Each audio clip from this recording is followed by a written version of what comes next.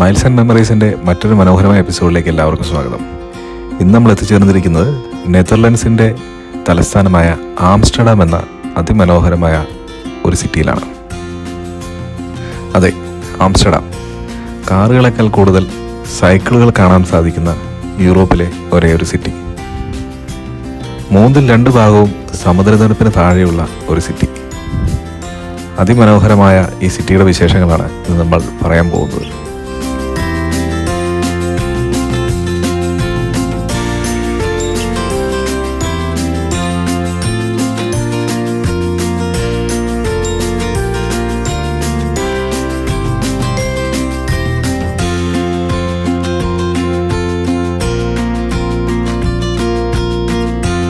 Amsterdam സിറ്റിയെ ഈ ടൗണിൻ്റെ ബാക്കിയുള്ള ഭാഗങ്ങളുമായി ബന്ധിപ്പിച്ചിരിക്കുന്നത് പ്രധാനമായും ട്രാമുകൾ വഴിയും അതുപോലെ തന്നെ ബോട്ടുകൾ വഴിയുമാണ്. നിങ്ങൾക്കിപ്പോൾ കാണാം, നമ്മൾ നിൽക്കുന്നത് ആംസ്റ്റർഡാം സെൻട്രൽ സ്റ്റേഷൻ്റെ പുറകുവശത്താണ്. ഇവിടെ ഒരു ബോട്ടിൻ്റെ സ്റ്റേഷൻ നമുക്ക് കാണാം. ഈ ബോട്ട് സ്റ്റേഷനിൽ ഈ സിറ്റിയുടെ പല ഭാഗത്തു നിന്നും വരുന്ന ബോട്ടുകൾ വരികയും ഇവിടുന്ന് ആളുകളെ കയറ്റി തിരിച്ചു പോവുകയും ചെയ്യുന്നത് കാണാം. ഇതൊരു പ്രധാനപ്പെട്ട സ്റ്റേഷൻ ആയതുകൊണ്ട് തന്നെ ബോട്ടുകളിലാണ് സാധാരണ ആളുകൾ ഇവിടെ എത്താറ്.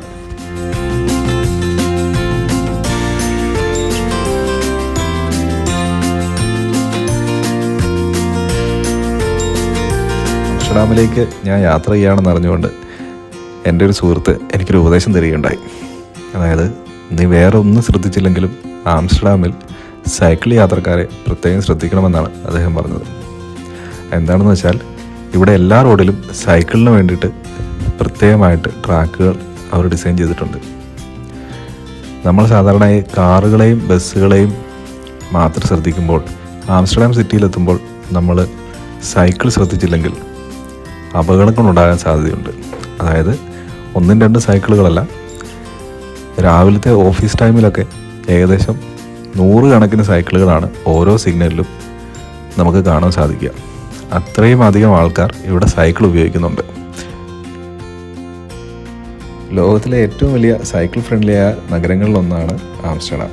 നഗരത്തിൽ ഏകദേശം 9 ലക്ഷം സൈക്കിളുകളുണ്ടെന്നാണ് ഏകദേശം ഒരു കണക്ക്. അതായത് ഈ നഗരത്തിൻ്റെ ആകെ ജനസംഖ്യയുടെ മുകളിലാണ് ഇവിടുത്തെ സൈക്കിളിൻ്റെ സംഖ്യ.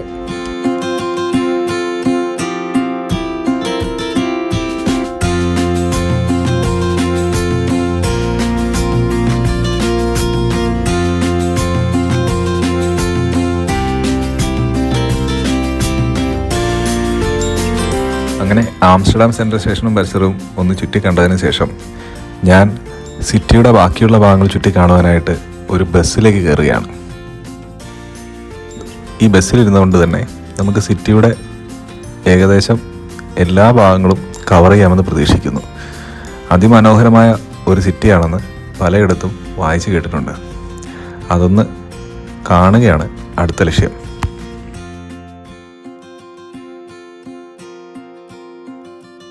ആംസ്റ്റർഡാമിൽ എത്തിച്ചേരാൻ പല മാർഗങ്ങളുണ്ട്. അതിലെ ഏറ്റവും പ്രധാനപ്പെട്ട മാർഗം വിമാനത്തിലെത്തുക എന്നുള്ളതാണ്. ഷിപ്പോൾ ഇൻ്റർനാഷണൽ എയർപോർട്ടിൽ നിന്നും ഏകദേശം 20 മിനിറ്റ് റോഡ് വഴിയോ ട്രെയിൻ വഴിയോ എത്തിയിട്ടുണ്ടെങ്കിൽ നമുക്ക് ആംസ്റ്റർഡാം എന്ന ഈ മനോഹരമായ സിറ്റിയുടെ മധ്യഭാഗത്ത് എത്തിച്ചേരാം. അതായത് സിറ്റി സെൻറ്റർ എന്ന് പറയുന്നത് ആംസ്റ്റർഡാം സെൻട്രൽ സ്റ്റേഷൻ നിൽക്കുന്ന സ്ഥലത്തെയാണ് ആംസ്റ്റർഡാം സിറ്റി സെൻറ്റർ എന്ന് പറയുന്നത്. ആംസ്റ്റർഡാം സിറ്റി സെൻറ്ററിലേക്ക് ഏകദേശം 15 മിനിറ്റ് ഇടവിട്ട് എയർപോർട്ടിൽ നിന്നും മെട്രോ സർവീസ് ക്രമീകരിച്ചിട്ടുണ്ട്. വളരെ സൗകര്യപ്രദമാണ്. നമുക്ക് മെട്രോ വഴി എയർപോർട്ടിൽ നിന്നും നേരിട്ട് സിറ്റി സെൻറ്ററിലെത്താം.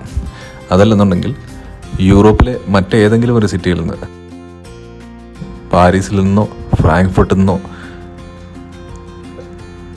മറ്റേതെങ്കിലും ഒരു യൂറോപ്യൻ രാജ്യങ്ങളിലെ പ്രധാനപ്പെട്ട സിറ്റിയിൽ നിന്നോ ട്രെയിൻ മാർഗം നമുക്ക് നേരിട്ട് ആംസ്റ്റർഡാമിൽ എത്തിച്ചേരാം. ഇതൊക്കെ പോരാഞ്ഞിട്ട് ഇപ്പോൾ നിങ്ങൾ UK-യിലാണ് താമസിക്കുന്നതെന്നുണ്ടെങ്കിൽ ലണ്ടനിൽ നിന്ന് ഏകദേശം 4.5 മണിക്കൂർ ട്രെയിൻ യാത്ര ചെയ്തിട്ടുണ്ടെങ്കിൽ നമുക്ക് ആംസ്റ്റർഡാമിലെത്താം.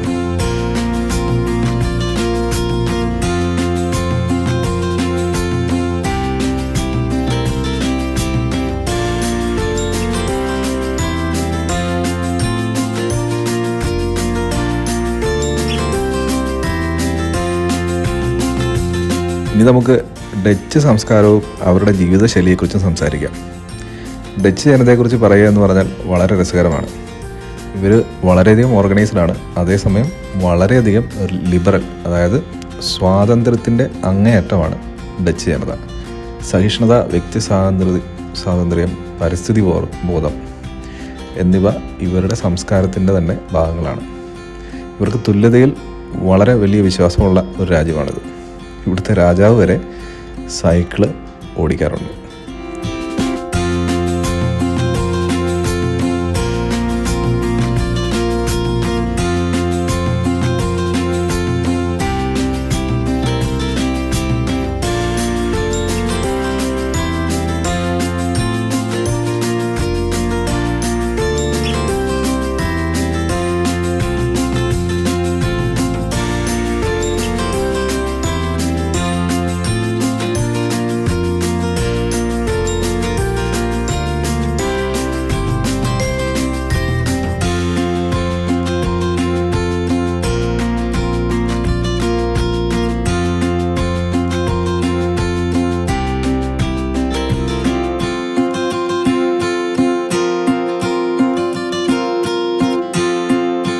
ഞാൻ ഈ വീഡിയോ തുടങ്ങിയപ്പോൾ തന്നെ പറഞ്ഞിരുന്നു, ആംസ്റ്റർഡാം എന്ന സിറ്റിയുടെ 2/3 ഭാഗവും സമുദ്രനിരപ്പിന് താഴെയാണെന്ന്.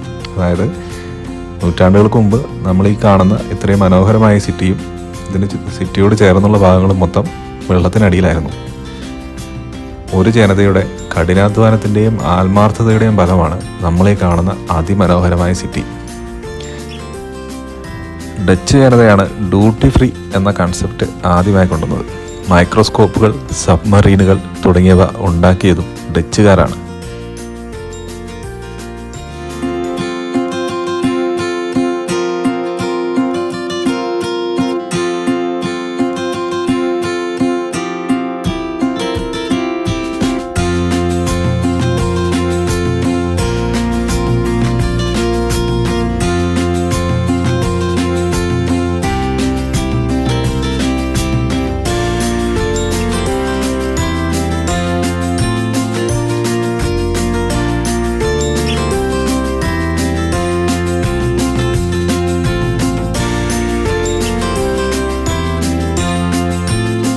യൂറോപ്പിലെ മറ്റു പല സിറ്റികളിലൂടെ സഞ്ചരിച്ചിട്ടുണ്ടെങ്കിലും ആംസ്റ്റർഡാമിൽ എത്തിയപ്പോൾ മാത്രമാണ് യുവാക്കളുടെ, അതായത് 25 വയസ്സിൽ താഴെയുള്ള യുവാക്കളുടെ വലിയ വലിയ കൂട്ടങ്ങൾ സിറ്റിയുടെ പല ഭാഗത്തും ടൂറിസ്റ്റുകളായി കണ്ടത്. കാരണം എന്താണെന്ന് വെച്ചാൽ ഇത് യൂറോപ്പിലെ ഏറ്റവും സ്വാതന്ത്ര്യമുള്ള ഒരു സിറ്റിയാണ്. ഇവിടെ നോ എന്ന ഒരു വാക്ക് സാധാരണ ഒരു കാര്യത്തിനും ഡച്ച് ജനത പറയാറില്ല.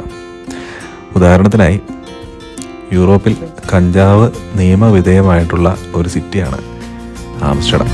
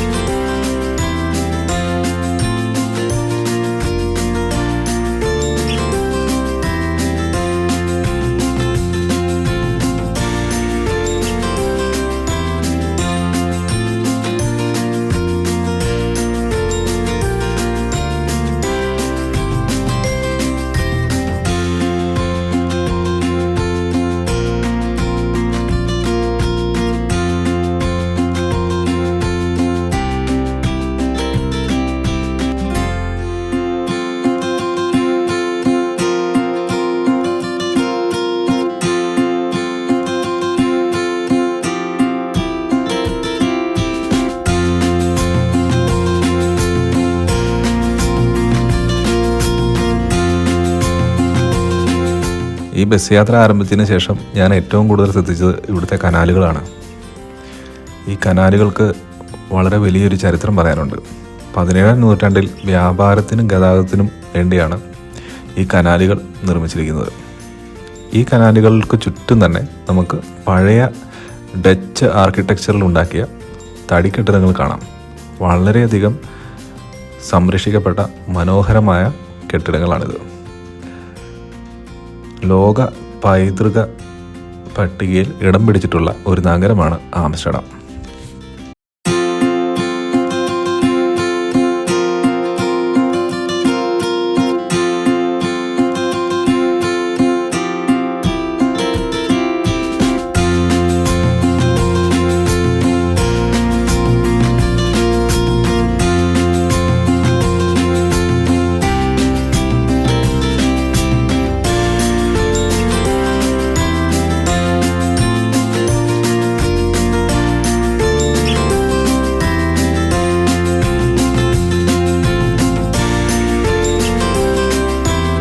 ആംസ്റ്റർഡാമിൽ നമ്മളെത്തിയാൽ ഒരിക്കലും മറക്കാൻ കഴിയാത്ത ധാരാളം അനുഭവങ്ങൾ നമുക്ക് സമ്മാനിക്കാൻ കഴിയുന്ന ഒരു സിറ്റിയാണിത്. അത് ചിലപ്പോൾ ഇവിടുത്തെ കനാലുകളാകാം, സൈക്കിൾ വഴികളാകാം, അതിപുരാതനമായ കെട്ടിടങ്ങളാകാം, ഹൈടെക് മോഡേൺ സംവിധാനങ്ങളാകാം, സ്വാതന്ത്ര്യത്തിൻ്റെ അങ്ങേയറ്റം തരുന്ന ഡച്ച് ജനതയാകാം. ഇതൊക്കെ ചേർന്ന് രൂപം കൊണ്ട് ജീവിക്കാൻ അടിപൊളിയായിട്ടുള്ള നഗരമാണ് ആംസ്റ്റർഡാം.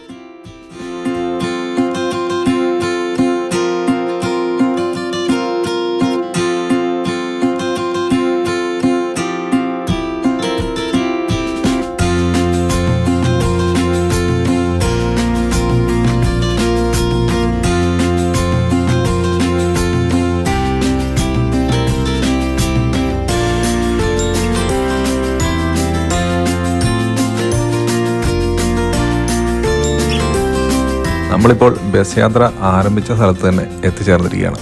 ഇതാണ് ആംസ്റ്റർഡാം സെൻട്രൽ സ്റ്റേഷൻ. ഇവിടെ നിന്നാണ് നമ്മൾ ഈ ബസ് യാത്ര ആരംഭിച്ചത്. ആംസ്റ്റർഡാമിലെ സിറ്റിയും ഇവിടുത്തെ കനാലുകളും ഇവിടുത്തെ പഴയ നിർമ്മിതികളും നിങ്ങൾക്ക് ഇഷ്ടപ്പെട്ടു എന്ന് കരുതട്ടെ. മറ്റൊരു മനോഹരമായ എപ്പിസോഡുമായി വീണ്ടും കാണുന്നതുവരെ യാത്രകൾ തുടരാം, ഓർമ്മകളായി ഓർക്കാം. നന്ദി, നമസ്കാരം.